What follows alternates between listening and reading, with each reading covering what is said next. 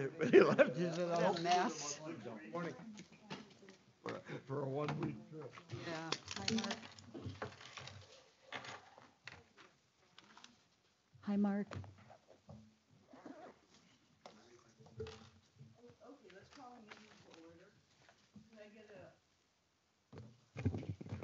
Thank you. Okay, could I get approval of the agenda? I'll make a motion. Okay, is there a second?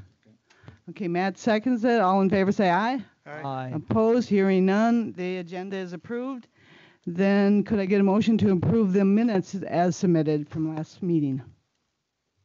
I make a motion to approve the minutes from Okay, the last Joanne meeting. makes a motion. Is there a second? I'll second. Okay, Tim seconds. All in favor say aye. Aye. Opposed, hearing none. Minutes are approved. Okay, is there any public comment of any? Did anybody talk to you about it? Not that I'm aware of, Madam Chair. Okay, then we'll go on to the unit manager reports. Should go right in the order. Sue Norton.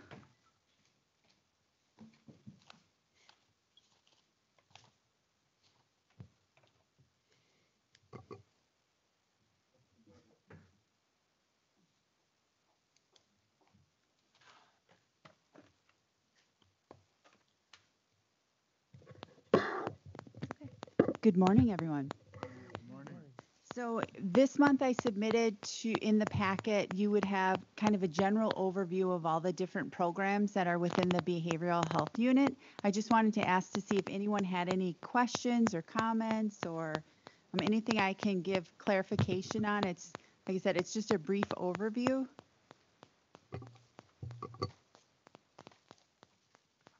Okay. As far as the monthly stats, does anyone have any questions? Comments? Things are going pretty status quo, I would say, for the programs as far as the number of contacts we're doing, the number of clients that we're seeing. And it's pretty much business as usual in our unit. We're continuing to take precautions due to COVID. If we're seeing people outpatient, meaning they're coming into the office, we're having them go into the conference rooms that have been designated, and so we can sanitize and socially distance ourselves from everyone. There's probably been an increase in home visits that staff have been doing, but practicing the typical precautions that have been going on. So business as usual. I would say our wait lists have decreased some, which has been positive. The two biggest things within the since we met last time was I had one contracted staff person that ended their services with us. That would have been maybe 2 weeks ago, I believe. And then I have a current county employee that has recently resigned this past week. So she'll be done the 31st. So the hope is that we'll be able to replace that position and keep moving forward and plugging along. But in the meantime, with those positions being, when they're open, that either myself and some of my other staff will just fill in so that the clients continue to get the services that they were getting beforehand. So hopefully there won't be a lapse in any service for anyone. Any questions? So which contracted? Who was it? Helping Hands, it was Alice Down. She was my newest person, so she was a CCS service facilitator. So I have in my unit 3 individuals who are work at the county, but they're contracted through Helping Hands caregivers, and that was one of them. Yes. So it's their job to replace that person? Do they interview and do that? Okay. Yes. All right. And so we are in the process of doing that. I've been off since last Thursday afternoon. So since then, I noticed this morning I have some emails with some resumes of potential candidates. But yes, they post the position. They are involved in the hiring process and onboarding. All right. Thank you. Yep. Okay, any other questions? Okay, thank you. We'll move on to Melissa.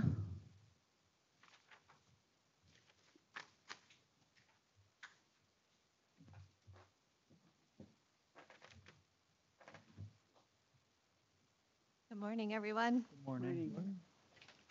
So as the Family and Community Services Unit Manager, I supervise birth to 3, children's long-term support waiver, coordinated services teams, the transportation program, and adult protective services.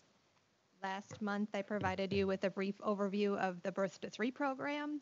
This month, I'll go over the whys, whats, hows, and whos of the Children's Long-Term Support Program, also known as WAVER, or CLTS. Again, I'll be intentionally reviewing the whys first because that explains the heart of the program.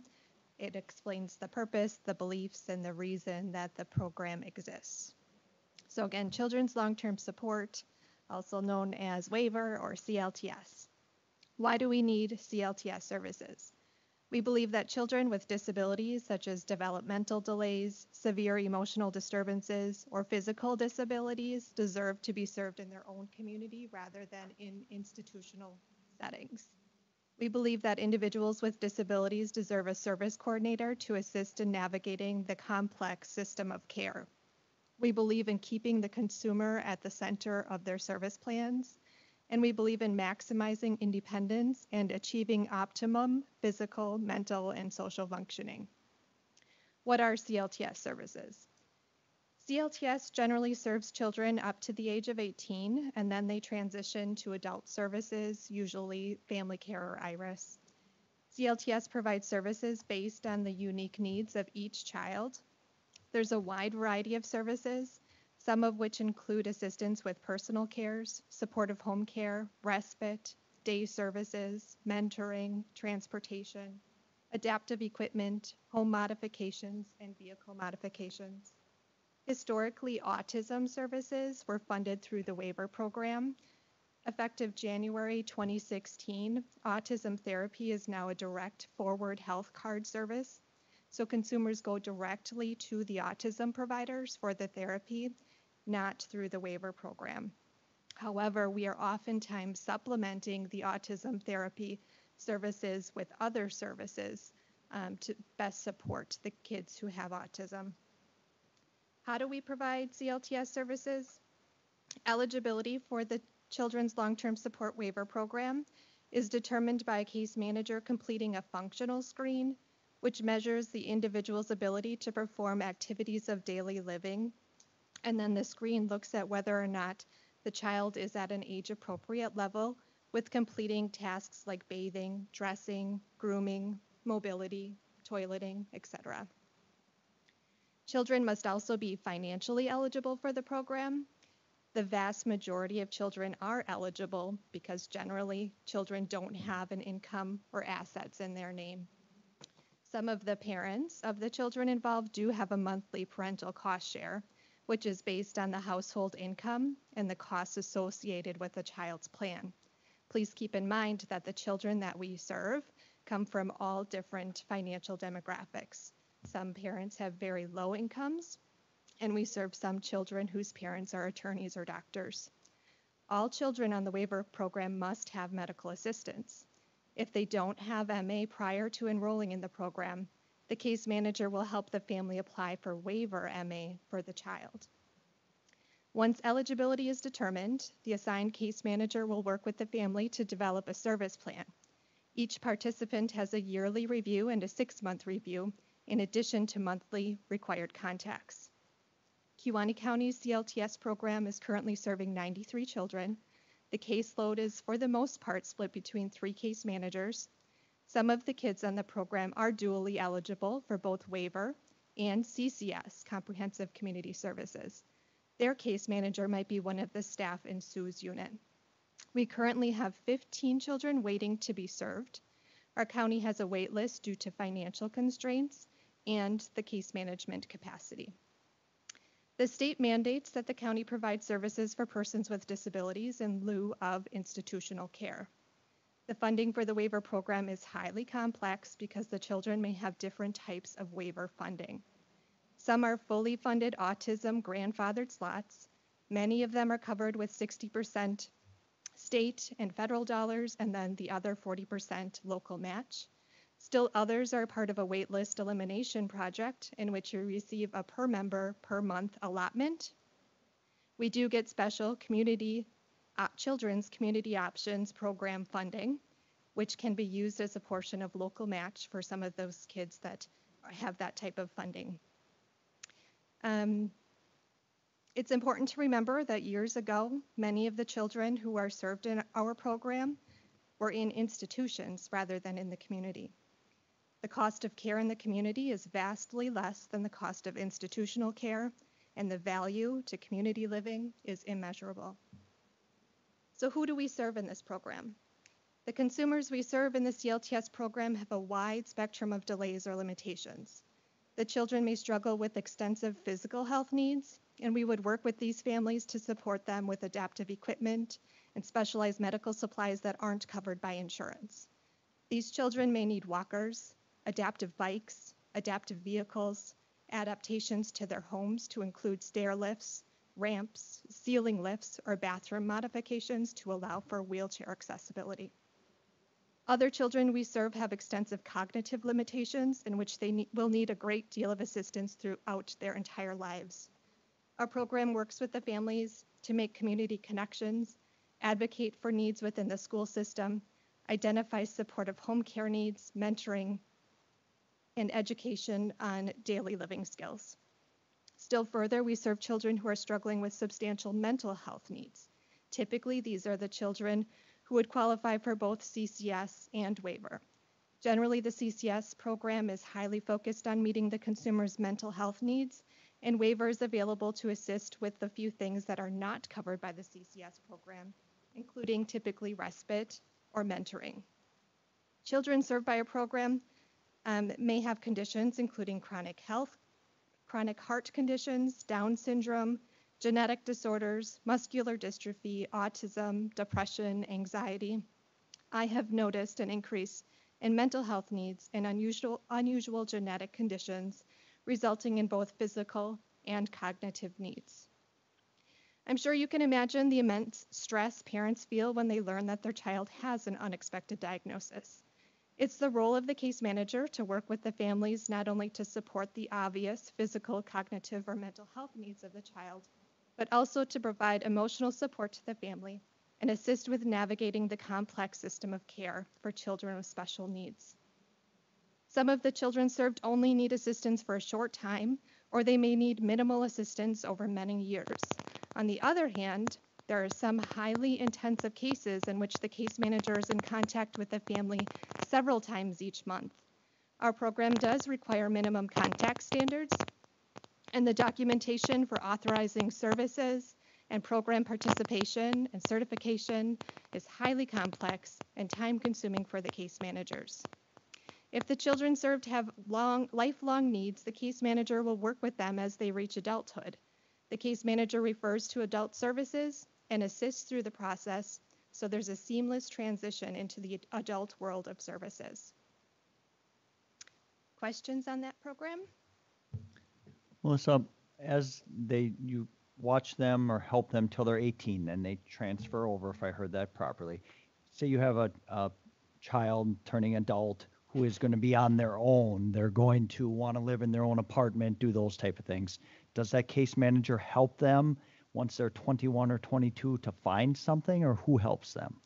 So generally, we see the transition at 18. Okay. So when they're 17 and a half years, we'll make that referral to the Aging and Disability Resource Center to start screening for adult services. Many of the children we serve will be served in the adult world of care. Some of them, if it's a mental health only diagnosis, won't qualify for family care. We still need to try and go through that process. If they are not eligible, they can remain on waiver up until the age of 22. So during that period of time, yes, we are working with them to explore other services in the adult world outside of family care or IRIS. Oftentimes we're working like with the CCS program, which serves both children and adults, so that if needed, they're continuing to be served by a program. All right, thanks. Other questions? So Joanne? Melissa, with the ongoing wait list, it seems like it's staying pretty steady and fairly high, like around, it lowered recently to like 15, but how long are people on the wait list typically? About a year, I would say. And if I was just going to notice as we go through the spreadsheet, you'll see that our numbers served increased a couple, but our wait list numbers stayed the same. And that's because although we take some off of the wait list, there's still more kids coming in and seeking services. There are some changes coming down from the state level. The state has really been pushing to eliminate wait lists statewide. Some counties have worked straight through without regard for the cost of service for those children. We've had to be a little bit more careful or conservative to make sure that the funding is there to support them. Because there are several counties, including Kewaunee, that still have the wait list and is higher than the state would like, it looks like the state is going to take over managing the wait list. And I predict that next year or the year after, the state is going to be dictating Kewaunee County, whatever county, you will have to take off to this month. You know, they'll be in charge of dictating, and they say that they will financially support as needed to support those kids. So there will definitely be some changes with funding and with the waitlist elimination. Well, so maybe I didn't hear and maybe you didn't say it. What happens when a family moves? Say they go from Kewaunee County to Door back to Brown and they hop around as families do. Does that kid fall through the cracks sometimes or? Nope, it's pretty seamless. The county in which they originate, so if it's a child that we're serving and they move to, say, Brown County, we continue to serve them. We have them added to Brown's wait list, and we serve them until they reach the top of that wait list. It gets a little bit hairy when it's further away, but we can contract with other counties to provide that case management, but technically they're ours until they reach the top of that other wait list. Other questions specifically on waiver? Okay, then I'm just going to run through the spreadsheet quickly. It's the one that says Family and Community Services Unit on the top. So we did the details on children's long-term support. In the Birth to 3 program, you'll see that the numbers have decreased a little bit. We have had a few kids age out. Statewide, the referrals for the Birth to 3 program are decreased since COVID. The state is starting a pretty decent campaign to increase awareness for the Birth to 3 program, so I think that we'll probably see more referrals coming through for that program. For the Coordinated Services Teams, or CST, things are pretty consistent there. We are currently working on our 2021 grant application and budget. We're learning a few new ways that we can utilize some of that CST funding, which I think will be really beneficial to the families that we serve. In APS, or Adult Protection, June was a slower month.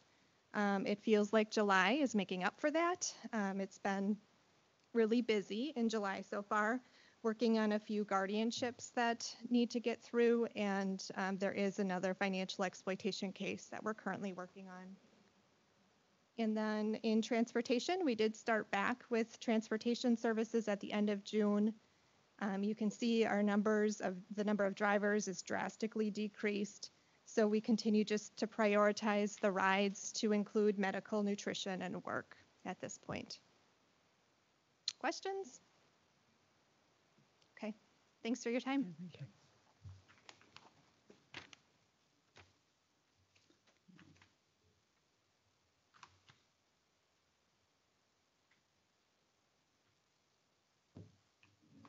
Alrighty, hello everyone. Corinne from Children in Families. We do not have anything incredibly monumental to share this month, which is usually a good thing in our unit. Our reports in general tend to still be a bit down from where they were at the beginning of the year. They're bouncing back nicely, so to speak. With the exception of our youth justice referrals, they're down, and like we've talked about before, I suspect that they will remain down for a bit of time. Overall, our staff are continuing to do well with catching up on some things that they had outstanding before.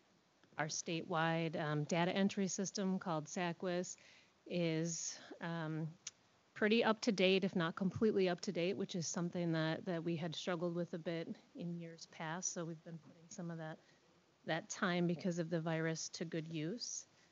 Our out-of-home care numbers are pretty steady. I think they'll fluctuate. We'll have a couple kids go on and maybe one or so come on here in the next couple of months. But generally, we're still at a pretty low rate because we continue to work with Sue and Missy's units on how we can serve kids and families comprehensively and do things different than remove children from their homes. This month, again, our face-to-face contacts with the folks we're serving are at 100%. The initial assessments we're required to document for the state are completed timely at 100%. Our contacts are up just a little bit. Caseloads are steady, children served are steady, foster homes are generally steady. The biggest thing we're probably working on right now is we have a youth justice innovation grant that some of you may have heard about in maybe last year when we were applying for this.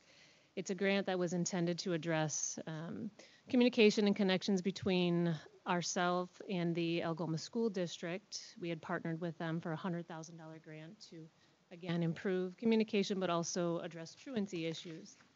And we were doing some mid-year reporting on that and finding out that we have not nearly spent the money that we had planned to spend. So we need to get creative, and we're working on that right now about how we can spend probably in the range of $68,000, which is not a bad problem to have, I guess. But, you know, like any grant, there are rules and regulations and certain criteria you have to follow to spend that money. So we're working with the Algoma School District on how we can, you know, better serve families in our community with respect to the virus and everything we have going on with schools and what the school plans will be for the fall, which is still largely up in the air for a lot of our local districts or all of our local districts. That's all I have. Any questions, concerns? Okay, thank you. All right, take care, guys. Then, Brian is up.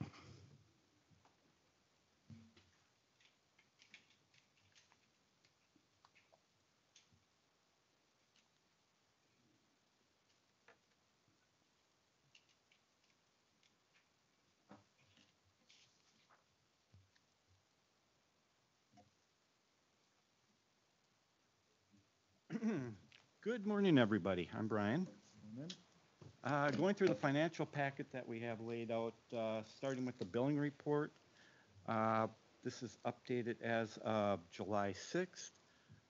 We are probably about 75% through billing June, which is kind of pretty good for being on the 6th of the month of June. We've been expediting our note process, so notes are coming in faster and billing is getting out quicker, which will mean money is going to be coming in a little faster. That's a good thing. So, any questions on the billing report? Let me do it this way, if I may, Brian. So we have the different programs, AODA, Birth to 3, CCS. Can you just give a quick summary as to when we're talking about the billing report, what are we talking about? So we're billing for what? How is that being done? Billing for services that are going through insurance or through MA or Medicaid or Medicare. So a lot of these take time. There's a process to go through. A series of different notes have to be put in, sent in through the billing department and processed and sent out to insurance companies and to MA, in which then they're processed and turn around. And so as far as the billing goes, these are the programs that mostly we do this. Our other funding sources are through state aids or through actual collections from individuals. So I'm sorry, I'm gonna prompt my committee just for the fun of it. So let's look at the IDP program for a second. So, and if we look in January, February, and March, we're talking about $3,000 to $4,000, and then there's a significant drop off in April, May, and June. Any particular reasons why? And again, I don't want to get too much into the detail because in many ways you don't run the programs, but are you with those types of things where you may see what what could be considered possibly significant variances from what had been previously there. Are you seeing anything that would help to possibly explain those things? Sure. Back before when COVID hit in March, group meetings were cut out for for AODA, and IDP also was much slower in those processes. So we are picking up now that we're back in session. So June, you're going to see an increase and getting back up to normal. So same with some of our other programs where we were testing. I think it's working. You just have to get a little bit closer to it. So There, how's that? that's better. Okay, I can't. Okay. Now we get feedback. All right. Go ahead. So the IDP program, that's based on the number of individuals that get pulled over or charged with an intoxicated, driving while under the influence. So that number can also fluctuate depending on the number of individuals that get pulled over for driving while being under the influence. So to say we want to increase our numbers, that probably isn't a good thing, because that means that more people are driving under the influence, unless they're getting away with it. So that can be a big fluctuation. As far as group treatment, yes, if people, I believe on my my little summary under the intoxicated driver program, there are 3 types of treatment: education, individual, or intensive outpatient treatment. The intensive outpatient treatment is what Brian was referring to with group. That typically pre-COVID is 6 hours of treatment a week. And so during that time where we weren't seeing people out of the office, that service was not being provided. The therapist just in that time just did sessions individually, so it wasn't 6 hours per week. That has since resumed as well. So that the number of people in that group will also fluctuate dependent upon what they're the number of people that are assessed and what their level of need is determined at. So usually over the course of the year, that number in that group will ebb and flow. So someone might, just because they get pulled over for driving under the influence, doesn't mean that they have to go to get intensive outpatient treatment. They may need a lesser treatment based on what their assessed need is. And so that can be an explanation. My guess is a lot was related to COVID and the change in the number of, and we also didn't have as many referrals. Some of the referrals that we had, we were able to do the assessments over the phone or via telehealth. Others, for individuals who are non-English speaking individuals, we just put on hold until we could see them in person again, just because you have to we don't have any we don't have any people who speak a second language that are in my unit. And so we have to rely on interpreters. And so that was another factor. So they may have paid their fee for the service, but then had to wait until we could do it in person, just due to the difficulty of trying to do that over the phone. Thanks, Sue. Any other questions on the billing report? Next is the state aid report, where we report our program costs to the state for reimbursement through programs called CARS, Sparks, and for income maintenance and for GOR. We're working on June currently, so you'll see where we've submitted for May. And as I've talked in the past, we've had lapses in 2 to 3 months before money comes in. Spark is up to date, and you'll notice that even though the expenses start getting higher, the reimbursement starts getting lower. We're hitting the first half of the year's maximum amount once July kicks in and they start opening up the budget. We'll start seeing larger increases in funding for July, August, and September. Then it will taper off through the rest of the year in those programs. Same with CARS. We will also get more money coming in we've gotten, as you'll notice, 154 in July. That was actually for April's billing, which was a catch-up in prior months. So that's some BCA money that came in. Otherwise, it's kind of a routine,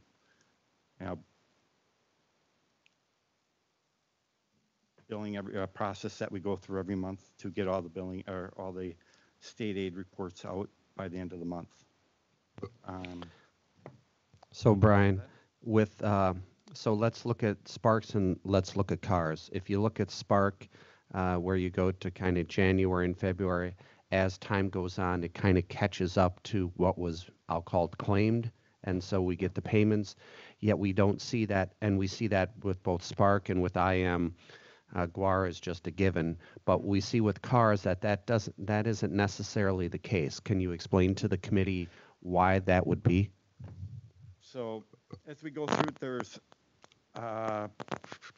probably about 14, 15 different profiles that we go through, and all of them have different rules and different funding levels. They pay so much for the first 3 months, the first 6 months, and as we hit those thresholds, they get maxed out. Or if we go, and then there's a thing called the BCA, which is kind of like an overall, I like to think of it as an umbrella policy type of thing where it covers things that other programs don't catch. Well, when you roll over, when you max out one program, it allows the money that you spent over to roll into the BCA. So that's why you'll start seeing more money coming in at times until that is rolled out. So we'll see. Probably for May, we'll probably get another large payment in July, or that will probably come in August, and another large payment in September. Then once we have the BCA kind of maxed out, that will kind of level off. And all the other funds kind of have their own levels. Most of them we start seeing maxing out around August to September, depending on which the fund is. We've already had some that have maxed out because of birth to 3, for instance. That's usually by April or May, we're pretty much maxed out on that one, and that anything after that gets rolled over into the BCA. So the question that I'll again ask is, if we get close to the month of December, are we going to see for cars and for Sparks what we claimed that will get payments that will eventually equal what we claim? We'll never get 100% of what we claim because there's always a portion that they build in. There's a few programs that will pay 100%, but they're pretty much kind of built in that we can have to have a motion, some effort put into Maintenance it. of effort? Maintenance of effort. So again, just kind of for the committee is, as we start to move through and we get closer to the calendar year end, it will not be surprising, nor should there be necessarily alarm that for cars, what we claimed and what we received in payments are not equal. There's, from a historical standpoint, we never receive 100% of what we claim, but there is a historical percentage that we usually receive, and I forget what it is, 75%, something like that. In that ballpark. And of what they offer or what's available to us, we will probably take in over 95%, if not more, depending on how the programs run in some of them. So from a standpoint historically, Brian, I'm going to go from bottom to top. GUAR will receive 100% of what we claim. IM will receive pretty darn close to 100% of what we claim. Sparks, that's usually pretty good. That's, of what we claim, we'll get probably about 70% of it. And then probably roughly the same for cars. Yeah. So again, just so the committee understands, so that way, if they're wondering, well, why aren't we getting the full amount as to what we claim? Part of it is rejection and a variety of other factors that that Brian can probably talk to better than I can. But I just wanted the committee aware, so that way when we month to month start seeing these numbers, and we continue to see that we're not getting payments equal to what we claim, that this is something that is not unusual. It's something that we try to budget for as well. Yes, sir. There, you talked about we'll get up to 70%, we hope, on cars and Spark. But will that happen at the end of the calendar year when we close our books, or does that lag anyway? That will lag, I think we get into about April, I think it's about when Or we you get. make the previous year whole?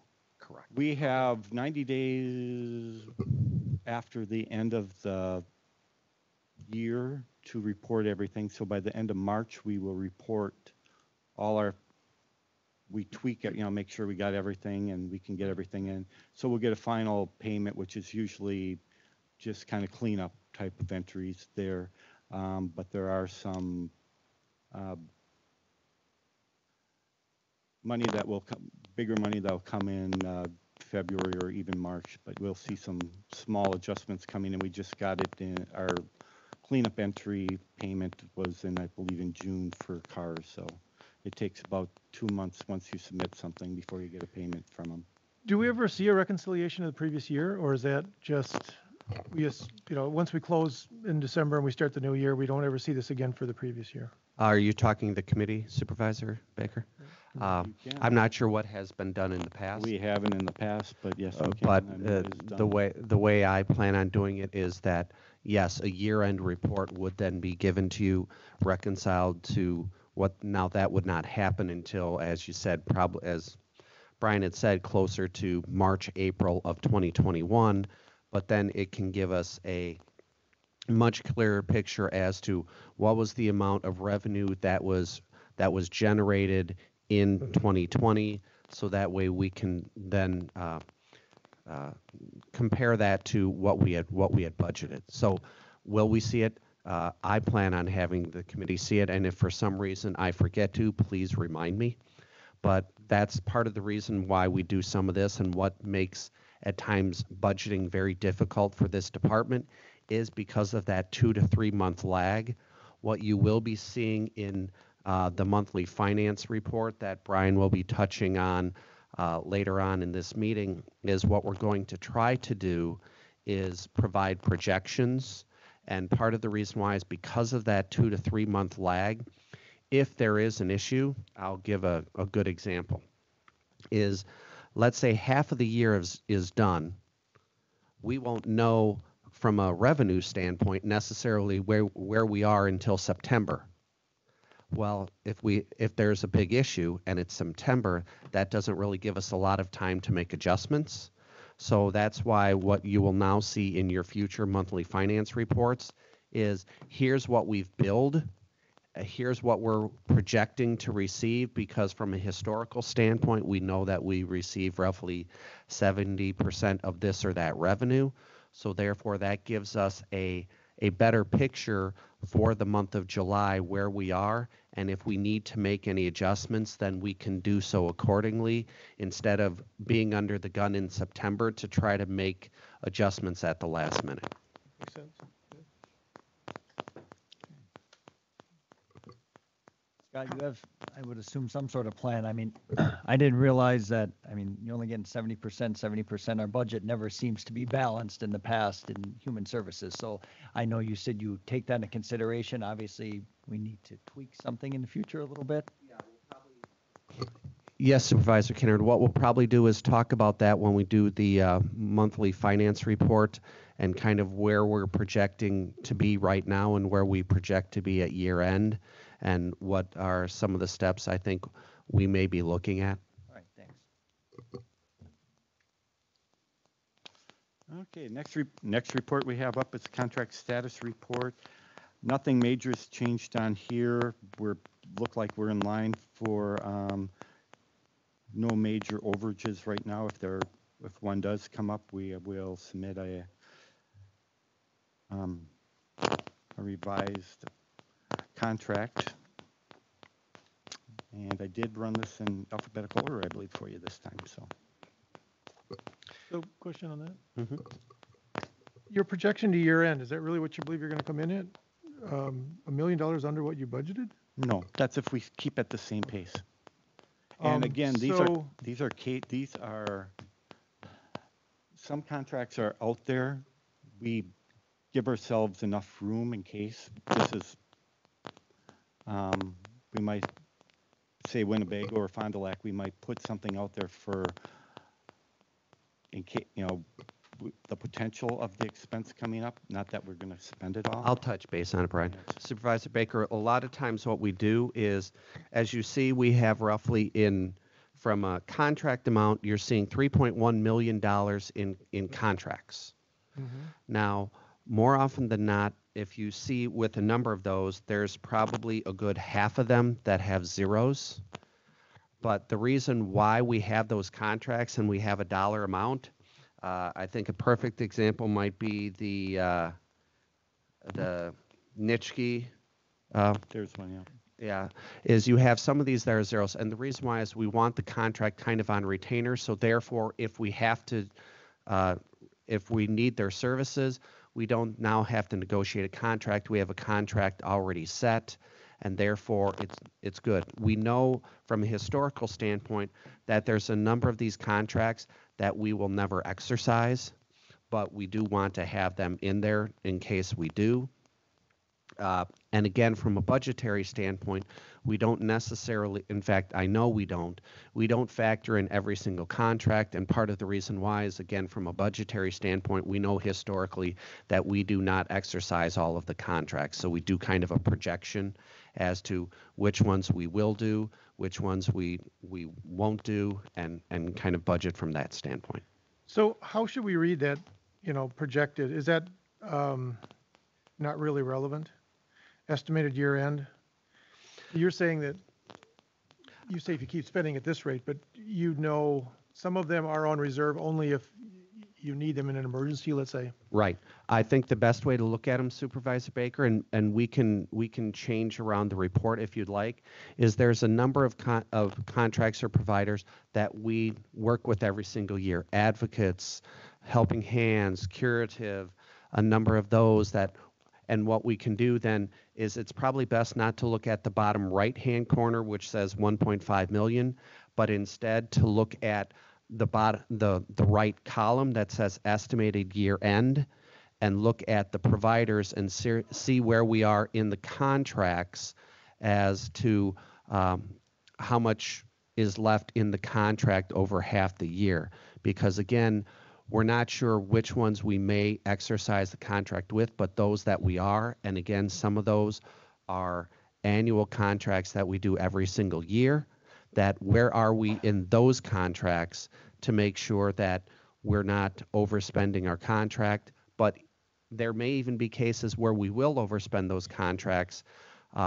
To extend those contracts or to ask for more money has to come back to this committee, but it may be that we require more services of a specific provider than what we had originally planned, and we can then explain the rationale behind that. So again, to answer your question, Supervisor Baker, I would look at the far right column as opposed to the bottom right number. Okay.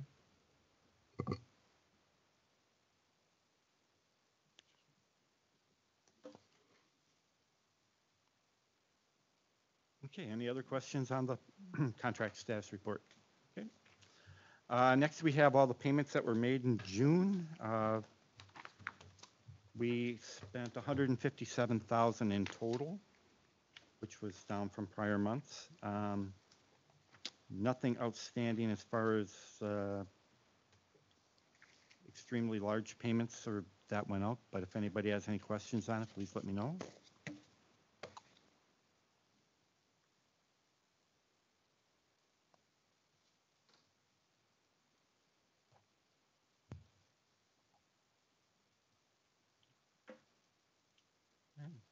Okay.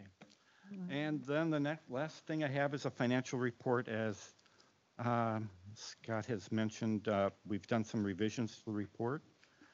Kind of walk you through it. Instead of... Just to make sure, Brian, instead of looking at the monthly finance report that was in your packet, Brian had some revisions, so look at the one that is on your desk that is stapled. That is the more accurate report. Right, and it should be printed on the bottom corner, should have today's date. Scott or Brian, can you do a favor next time? Is it possible to put numbers? I know you stapled it this time, but can you put numbers so when we print it off on the computer that I have a number, so when we're referring to a page, it's easy to follow along? Oh, Is that gotcha. possible to throw that on So there? for the reports, paginate the report. Yeah, just throw a number on the bottom right All or of them, something. or just the financials? Just the financial one, I guess. I is would do easier. the financial and I would do the vendor because those are multiple pages, but any of the others are usually one page or if at most 2 or 3. But if it's more than 3, let's paginate. Okay, thank you. No problem.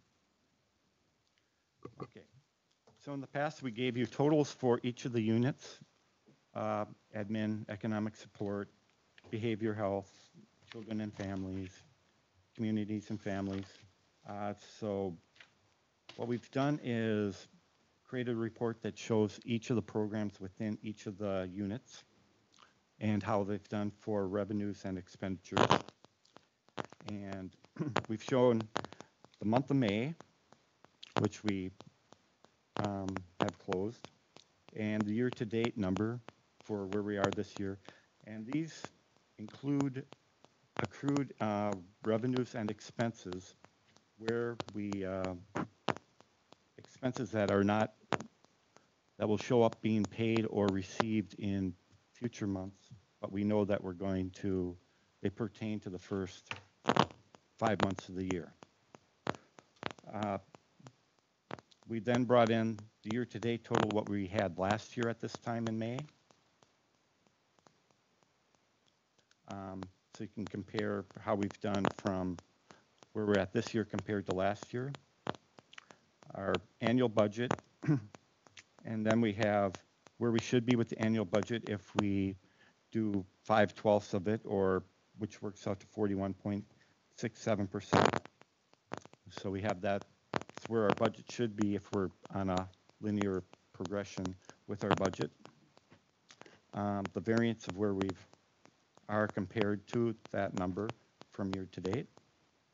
And in the far right corner is the percentage of budget. So with 5 months, May being 41.67%, it's ideal that we are at 41.67% for expenses and revenues.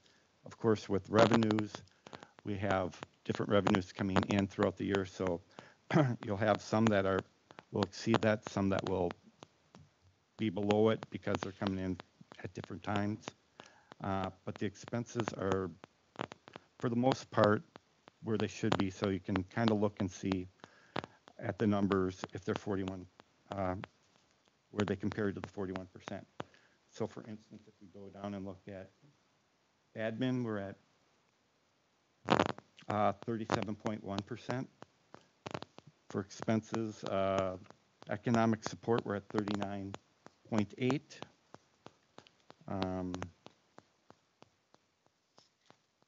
Children and families, we're at 36.7, and you'll notice that the revenues are at 62.5 because they've received more of their allocation in the beginning part of the year. That will taper off as we go throughout. For instance, if you notice Safe and Stable is it will be maxed out on their state aid right there, and that's a non-billable unit. So most of the stuff in children and families is not billable, so it's state aid driven. So once we hit the maximums, that's kind of where we're at.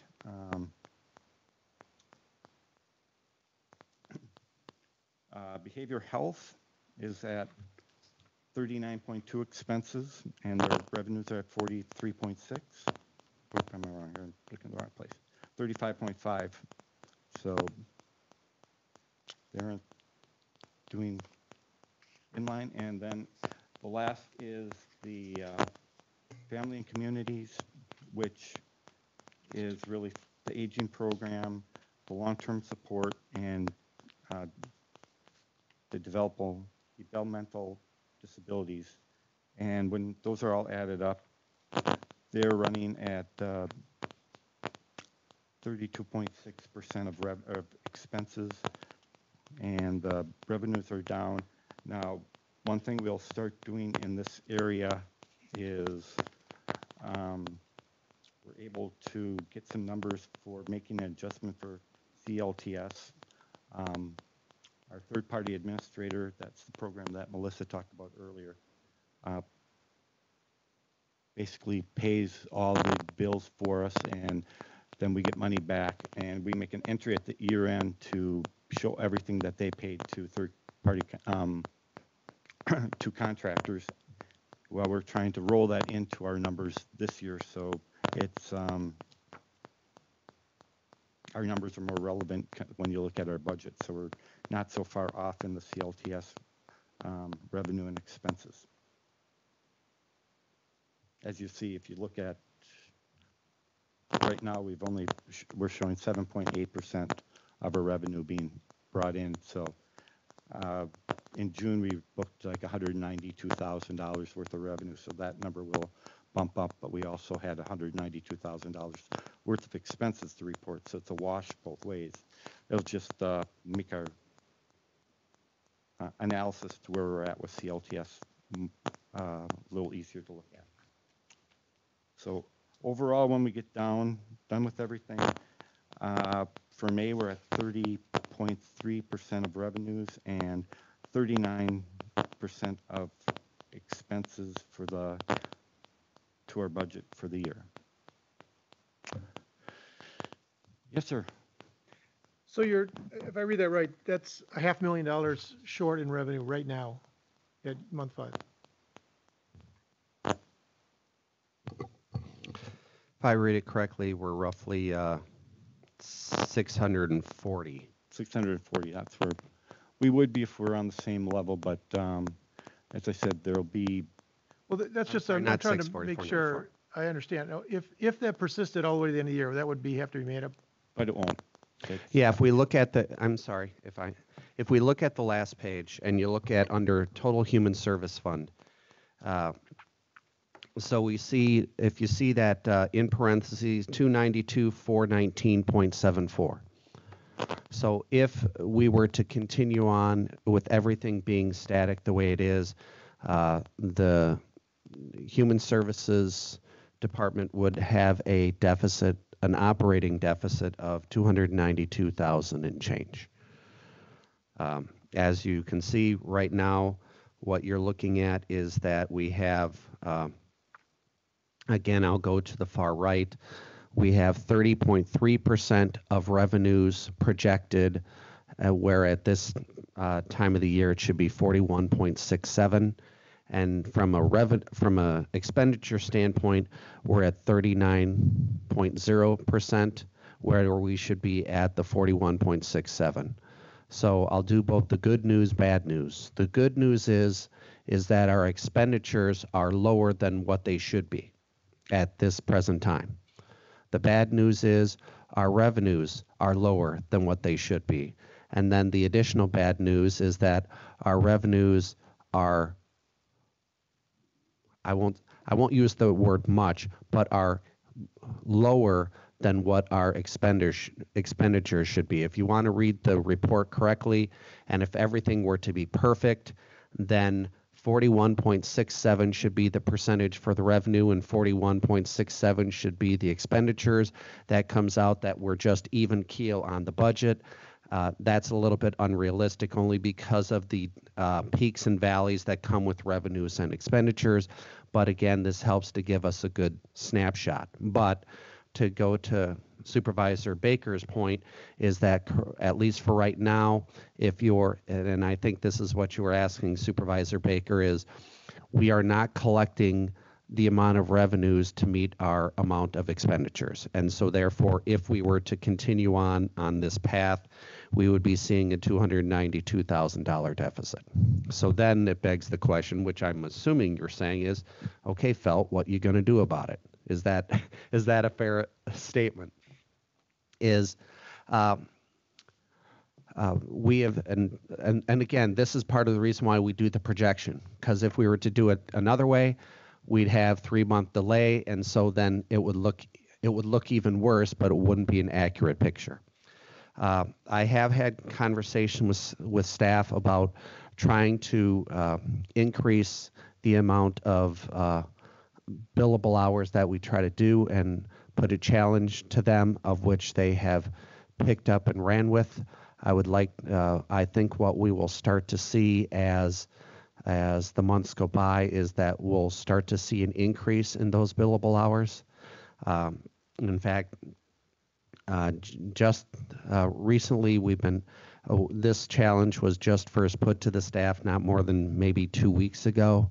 And again, I think that when we see the numbers come up in the upcoming months, that we're going to see an uptick in that. So therefore, with more billable hours comes more revenue.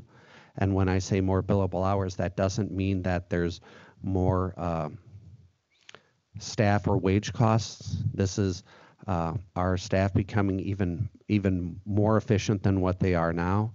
So I think if this works out well, we can be able to address that possibility of a year-end deficit. So we'll know in the coming months as to how that goes.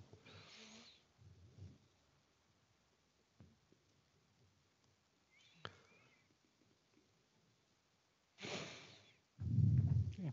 Any other questions? Or? Okay, thank you. Thank you. Let me turn it over to Scott. Thank you, Madam Chair. First, I want to apologize. We were supposed to try to have a public hearing on the 2021 budget for this month, but because your acting Human Services Director is not as efficient and competent as one might think, I did not get the required notices and the like in the papers to notify it in time. So we're going to have to put that off to August. I'll be honest, I gave that to someone to help who's much more competent than I. So we'll get those notices out there for a public hearing. So therefore, we have met the state requirement of having a public hearing for the 2021 budget. Again, talking about the 2021 budget, and I had mentioned this last month, is the finance director will be sending out budget instruction sheets at the end of this month. Usually the departments are given the month of August to put together their budgets. So that way they are then given to the county administrator on or before Labor Day. So that way they can be presented to the county board at the September county board meeting. It is my intention to for this budget planning session is to really work closely with the unit managers and try to, and I'm not sure what had been done in the past, but I'd like to kind of build the budget from the ground up as opposed to just taking last year's numbers and going from there. It may be a little bit more intensive, but I think will help to provide us better numbers in the respect that we'll look at caseloads. We'll look at when you have a client, what is the estimated or projected cost that client will be on the budget, as well as what is the projected revenue that client will then generate, which will then provide a unit budget, and we would unit or program budget, and then we would put those all together. And then what we would see is what the gap will be. And from that gap, a certain amount would be filled with tax levy, but then we would also be looking at, is there we would then have to make priorities as to if the gap cannot be filled, how do we then make those priorities and those cuts to still be able to provide the programs that we are statutorily required to, but also trying to stay within the bounds of what the county can afford from a tax levy standpoint.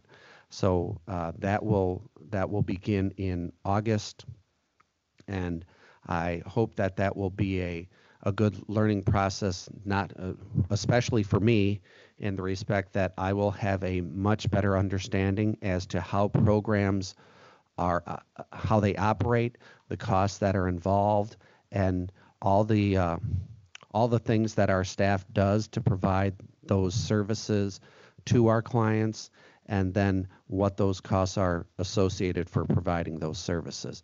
And in that same respect, then that also will help to provide for the committee and for staff as to the financial implications for decisions that we make regarding the operation of our department.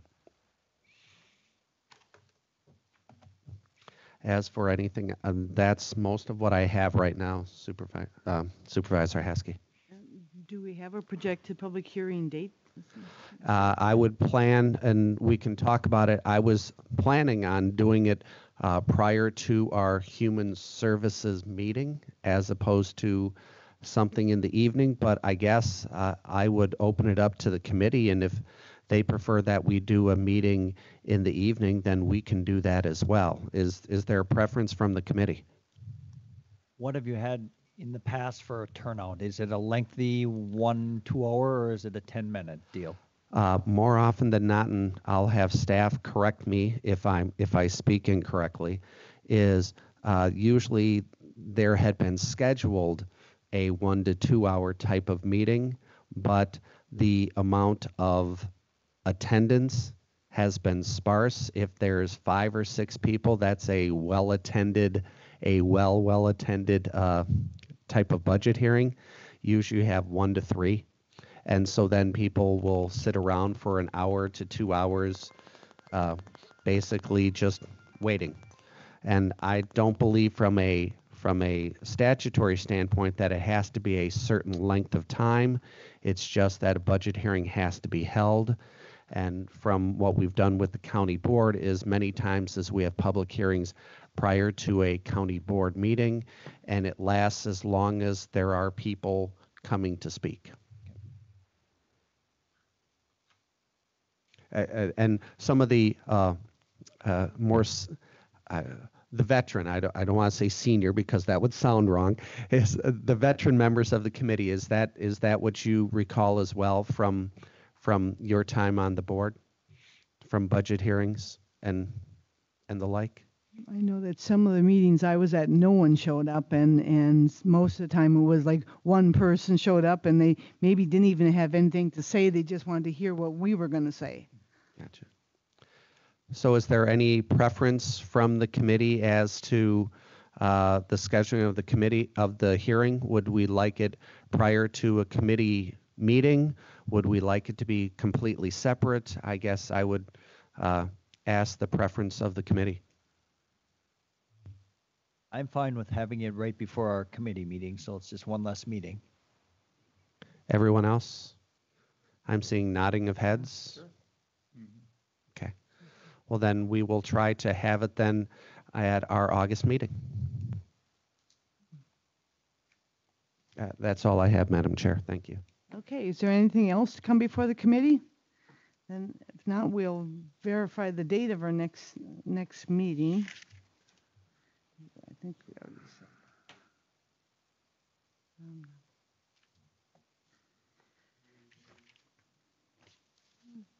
20th, right?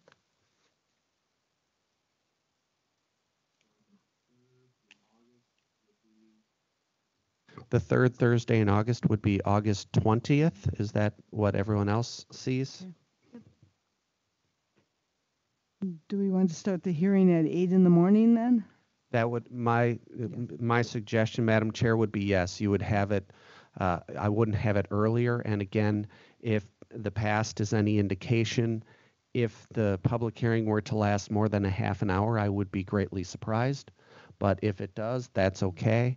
And what we can notice for the Human Services Committee agenda is that we can put in fact, if we wanted to, we could say that the committee meeting would be at 8:30 or 8:15, and then if the public hearing were to go past 8:15, that's okay, because from an open meeting standpoint, you can always start your meeting later. You can't start your meeting before. Okay. So I would then suggest that we do the public hearing from 8 we start that at 8 o'clock. We don't have to say an end time, and we could then do the Human Services Committee meeting at 8:15. I would assume that all members would show up at 8 o'clock for the public hearing, and then by 8:15 we could start the committee meeting. If that is the pleasure of the committee. I'm seeing nodding of heads again, Madam Chair. Okay. Okay, that's what the plan is then. Then if nothing else comes before the committee, you just need a motion to adjourn. I'll make a motion. Okay? Okay, Matt, second, all in favor? Aye. Opposed? Hearing none, we are adjourned at 9:07.